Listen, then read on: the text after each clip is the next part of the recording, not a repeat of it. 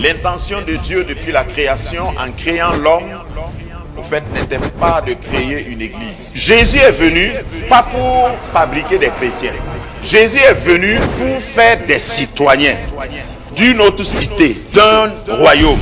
Tu es un digne représentante, ambassadeur, plénipotentiel du royaume des cieux. Tu es mandaté par le ciel et tu es équipé pour représenter Dieu, représenter son règne partout.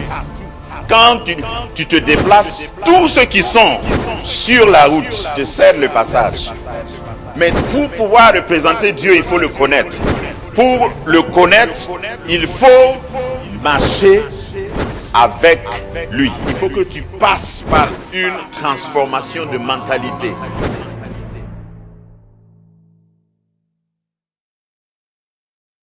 Les armes pour ta manifestation. Après la provision, il faut des armes. Je voudrais m'excuser d'avance auprès de tous les chrétiens qui pensent que la vie chrétienne est une descente de colline, une descente de montagne, où vous pouvez couper votre moteur, vous pouvez juste faire attention à la direction et descendre paisiblement. Le fait que nous ayons eu comme passage central Psaume 23, qui dit que l'Éternel est notre berger, je ne manquerai de rien, ne veut pas dire que je dois démissionner, que la vie chrétienne consiste à accepter Christ, s'asseoir et laisser les choses aller, advienne que pourra. La vie chrétienne n'est pas une vie passive, c'est une vie active, c'est même une vie d'action. Et une vie de réaction. C'est une vie d'engagement. C'est un combat. La vie chrétienne, selon l'apôtre Paul, est comparée à un combat. Le chrétien est comparé à un athlète. Il est comparé à un laboureur. Tout cela parle de l'action. Pour pouvoir manifester à la création le règne de Dieu, il faut que tu sois disposé à combattre. Dis amen à ça. Et comme le psaume 23 nous a appris que Dieu a pourvu pour la mission, il a donné des provisions et cela ne dépend pas de nous. Il y a aussi des armes qu'il a mis à disposition, mais pour les armes, il va falloir que toi, tu les portes. Les armes sont là, mais les armes ne viennent pas sur toi d'elles-mêmes. Il faut que tu t'engages. Alors ce matin, je vais utiliser certains termes militaires, certains termes d'action, parce que pour que tu puisses manifester le règne de Dieu sur terre, parce que c'est pour ça, au cas où tu ne savais pas, je te rappelle, l'Église, le chrétien ou le disciple, pour parler plus bibliquement, est un ambassadeur, est le sel de la terre, est la lumière du monde. Tu dois être actif. Tu dois t'intégrer sans être désintégré. Que quelqu'un dise amen. Tu dois être dedans sans être de dedans. Nous avons parlé de être dedans, de dehors. Tu es dans le monde, mais tu n'es pas du monde. Tourne-toi vers ton voisin, il faut le provoquer pour qu'il puisse bien suivre le message. Il faut lui dire, c'est parce que je ne suis pas d'ici que je ne ressemble pas à tout le monde. Donc arrête de me comparer aux autres. Amen. Tu as été envoyé pour une mission spécifique, spéciale. C'est pourquoi tu es sorti avec un équipement spécifique et spécial. Tu es différent. Certains d'entre nous-mêmes choquent leurs voisins. Tu es atypique.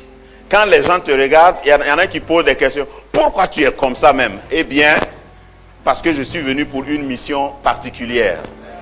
Et tu ne peux pas me mouler. Tu ne peux pas me forcer à ressembler aux autres. Je suis unique pour une mission particulière et unique, taillée sur mesure. Donc il y a des armes que Dieu a mis à notre disposition.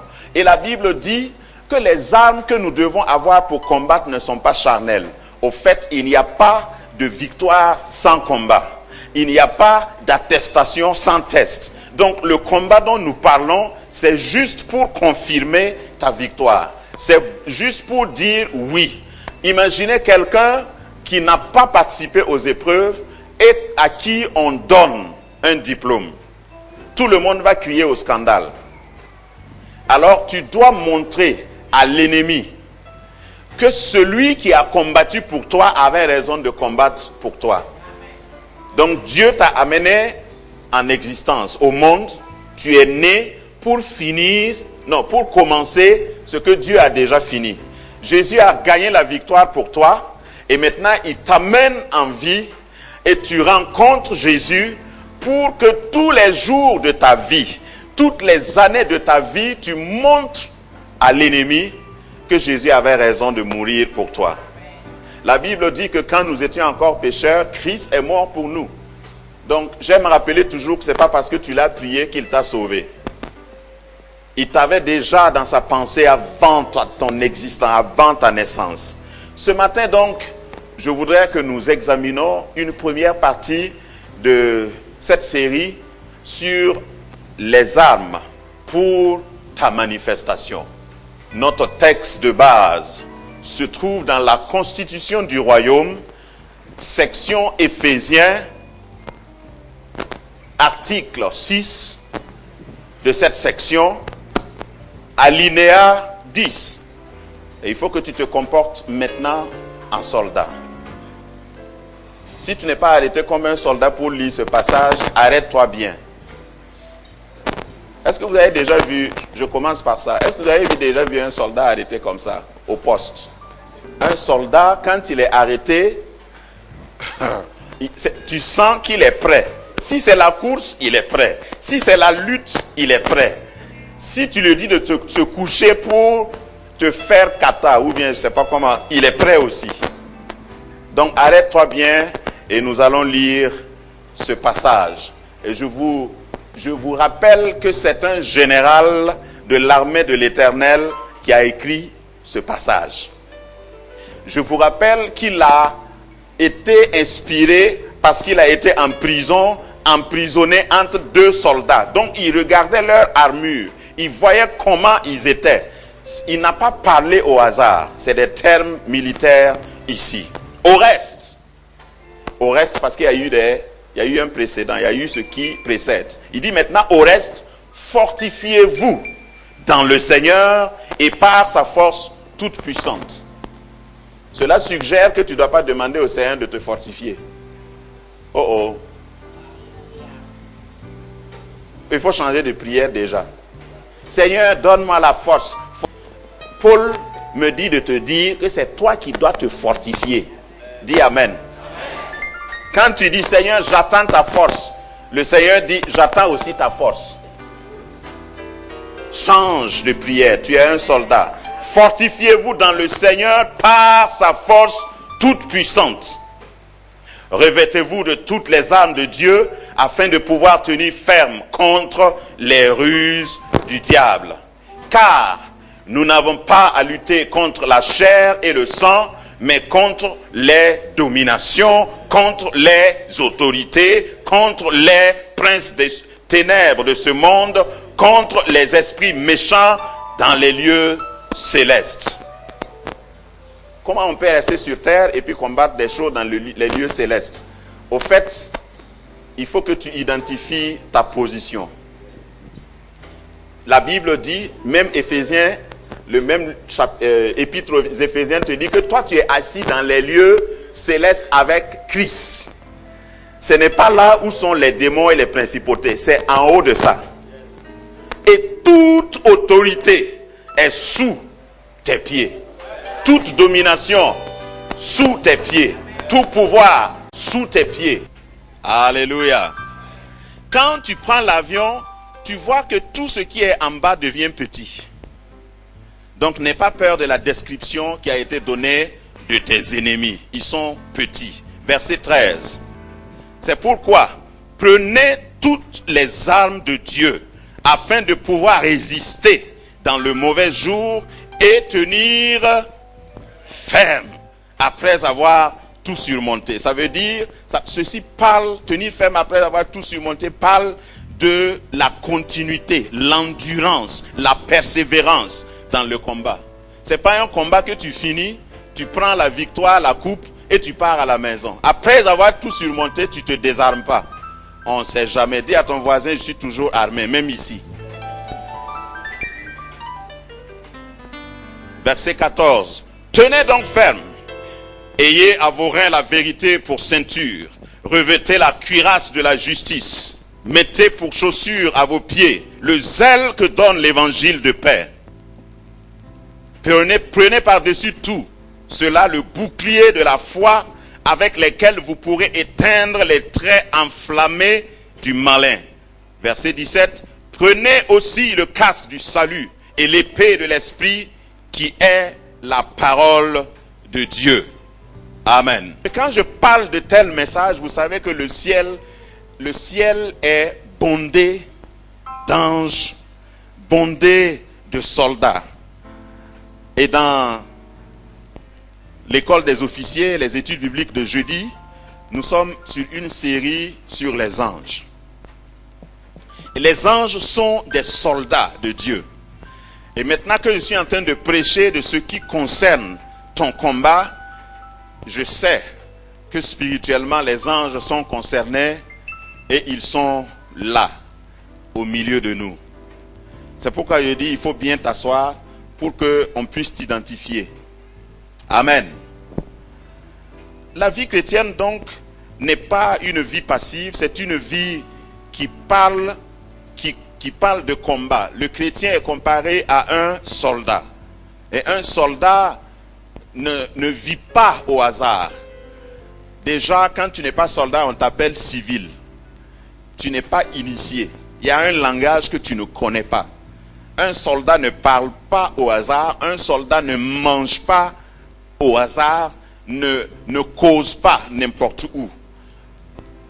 Un soldat est d'abord formé. Amen. Il est formé. Et la formation l'amène à pouvoir lui-même se contrôler et à gérer toutes les circonstances autour de lui. C'est pourquoi la formation militaire est très très difficile. Je ne suis pas spécialiste, mais de ce que je vois et de ce que j'ai étudié, je sais qu'il y a des niveaux où tu entres dans l'armée et tu dois subir des tests. Et pendant la formation, tu peux penser qu'on ne t'aime pas, que ton formateur ne t'aime pas, que ton supérieur veut au fait t'éliminer. Non. Dis à ton voisin, je suis en formation. Donc ne me juge pas sur ce que tu vois. Et au moment de la formation, tu subis des épreuves. Certains d'entre nous ont subi des épreuves. Nous avons étudié la vie de l'aigle et nous avons vu, par exemple, que la mère aigle enlève tout ce qui est doux à partir d'un certain âge des aiglons qui sont dans le nid pour rendre le nid inconfortable, pour pousser l'aiglon à sortir. Il y a beaucoup de chrétiens, toutes leurs prières c'est Seigneur, ajoute-moi un coussin derrière, ajoute-moi un matelas en bas. Et à quelquefois le Seigneur envoie ses anges enlever le matelas. C'est à cause de ça qu'on n'a pas payé ta scolarité l'année passée, pour que tu apprennes à travailler. Dis Amen. Je ne sais pas qui tu es, hein, mais si tu es ici ce matin, c'est à cause de ça que ceux qui t'ont quitté t'ont quitté, pour que tu apprennes à compter sur le Seigneur. Parce que voyez-vous, même dans la foi, quelquefois nous refusons la formation que Dieu veut nous donner. Parce que souvent il nous fait passer par certaines épreuves, par certaines déceptions même, pour nous amener à dépendre seulement sur lui. Grâce Académie, une vision, une plateforme, un cadre d'expression et d'épanouissement pour tout l'homme. Une ambassade du royaume de Dieu, un peuple d'adorateurs, un centre multiracial, une église sans cloison avec pour seule passion vivre la réalité de l'évangile de Jésus-Christ. Grâce Académie, une voix prophétique et une vision pour sa génération. Situé à Ouaga 2000, à 700 mètres de l'ambassade des États-Unis, côté Est. Grâce Académie.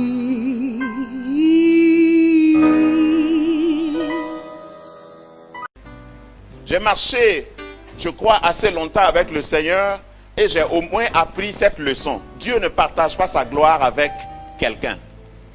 Même quand il veut te donner une victoire, il y a des moments où il te regarde, il regarde ton comportement et il dit, si je lui donne la victoire maintenant, il va l'attribuer à son oncle. Si je lui donne la victoire maintenant, il va penser que c'est son diplôme. Si je lui donne le succès maintenant, il va penser que c'est ses bras longs. Donc j'attends.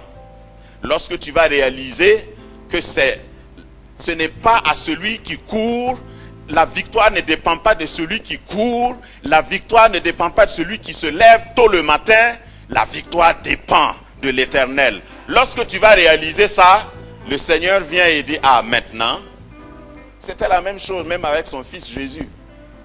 Et Jésus dira à ses disciples, si vous souffrez avec moi, vous pourrez régner avec moi. Madame Zébédée n'a rien compris de tout ça. Donc elle est venue faire l'agent commercial de ses fils. Elle est venue un jour. Connaissez Madame Zébédée? Voilà, la mère des fils de Zébédée. C'est comme ça que je l'appelle, Madame Zébédée. Elle vient voir Jésus et elle dit, bon, j'ai une requête spéciale. Vous savez, les mamans, quand elles veulent quelque chose, elles vont jusqu'au bout. Je ne sais pas comment elle s'est arrangée, parce qu'à l'époque, pour voir Jésus, si tu n'es pas du cercle restreint, c'était compliqué. Parce qu'il y avait les pieds, les garde-corps de Jésus qui l'empêchaient. Il y avait les André qui mettaient leurs pieds toujours pour... C'est nous, le Jésus là, c'est pour nous. Il y en a encore aujourd'hui dans l'église. Si tu veux voir Jésus, passe par nous. Mais Madame Zébédée, comme elle était décidée, elle a pu avoir une audience avec Jésus en privé. Je sais que c'était en privé. Elle dit, j'ai une requête. Je voudrais te demander... Comme tu as parlé tout de suite de ta mort là, parce que dans le contexte, Jésus parlait de sa mort. Comme tu vas mourir bientôt, bon, on ne sait jamais. J'ai mes 2 fils avec toi. Je voudrais te rappeler que ces 2 fils-là, c'est mon tout. Ça, c'est moi qui ai ajouté. Hein. Et puis, je voudrais te rappeler aussi que on avait une entreprise de pêche, une entreprise familiale de pêche. Mes fils là, c'est eux qui travaillaient.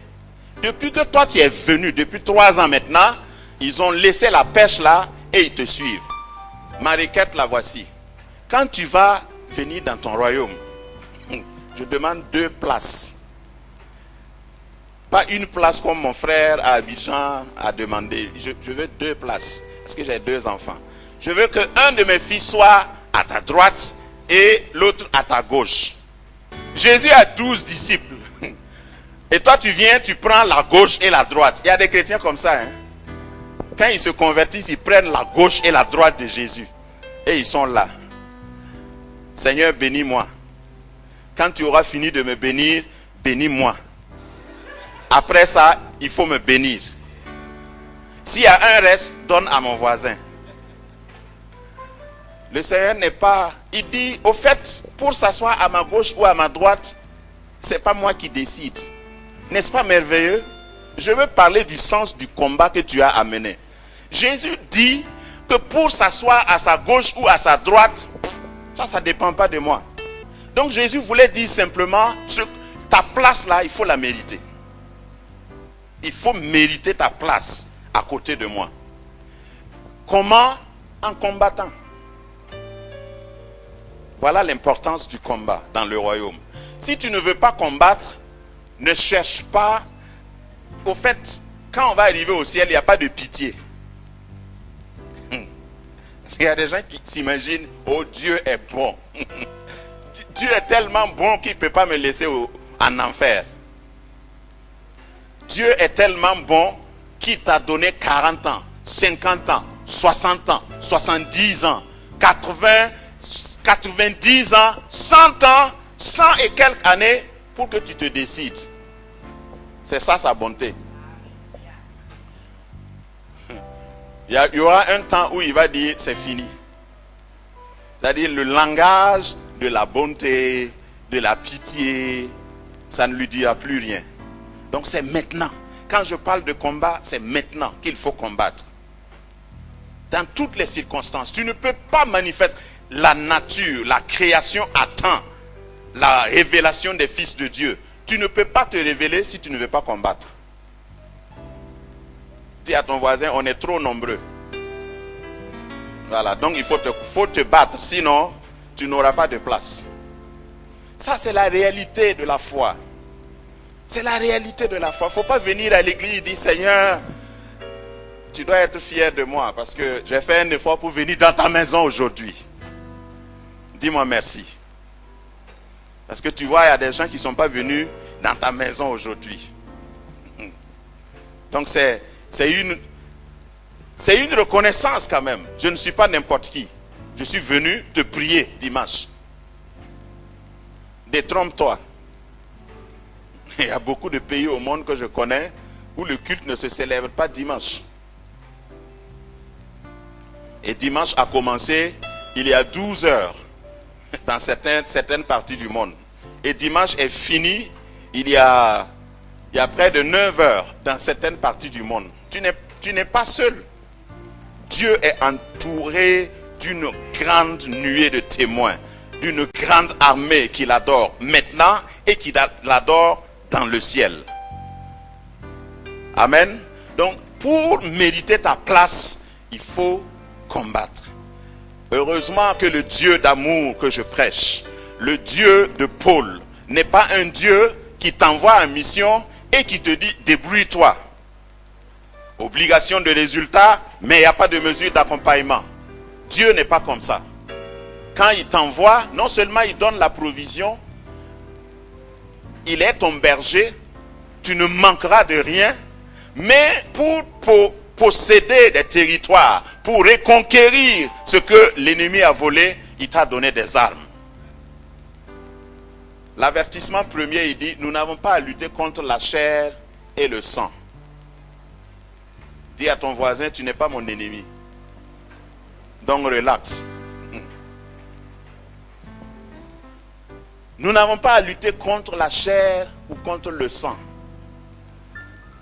Nous avons à lutter contre les esprits. Dis à ton voisin encore, en réalité, je suis esprit. Tout ce que je vous fais répéter là, c'est des vérités et des principes bibliques. Tu es un esprit habitant un corps et tu as une âme. C'est l'esprit qui doit dominer sur les autres parties. Tu n'es pas charnel. Donc arrête de chanter la chair est faible. Chaque fois que tu as envie de, ça c'est ton corps qui parle. Faut dire à ces envies-là, taisez-vous, je veux louer le Seigneur. Si vous ne croyez pas, demandez à l'apôtre, enfin à David, au roi David. Lui, il commandait même à son âme de louer l'Éternel. Hey, tais-toi dedans. Parce que la tristesse, parce que les soucis, parce que les angoisses, parce que quand tu pleures, parce que quand tu ris, parce que quand tu as des émotions, c'est l'expression de ton âme. Ce n'est pas ton esprit. Donc c'est ton esprit qui doit donner, qui doit être à la tour de contrôle de ta personne pour donner des instructions. Maintenant tout le monde doit se rallier, corps, âme et esprit. Tu aimeras le Seigneur ton Dieu de tout ton cœur, de toute ton âme et de toute ta pensée, toute ta personne. C'est pourquoi quand je suis venu ici ce matin, j'ai traîné mon corps et mon âme. Parce que mon esprit était déjà ici. Souvent vous dites déclarer des choses que vous ne comprenez pas. Quand quelqu'un est dans la douleur, ou même quand quelqu'un est à un culte et vous devez y être, en tant que chrétien, vous dites je suis avec vous en esprit. Qui a déjà été accompagné par son ami en esprit?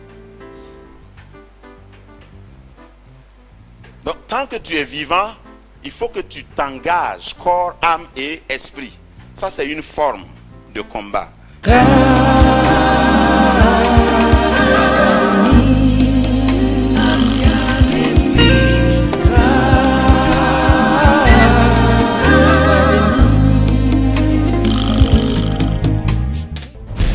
L'intention de Dieu depuis la création, en créant l'homme, au fait, n'était pas de créer une église. Jésus est venu pas pour fabriquer des chrétiens.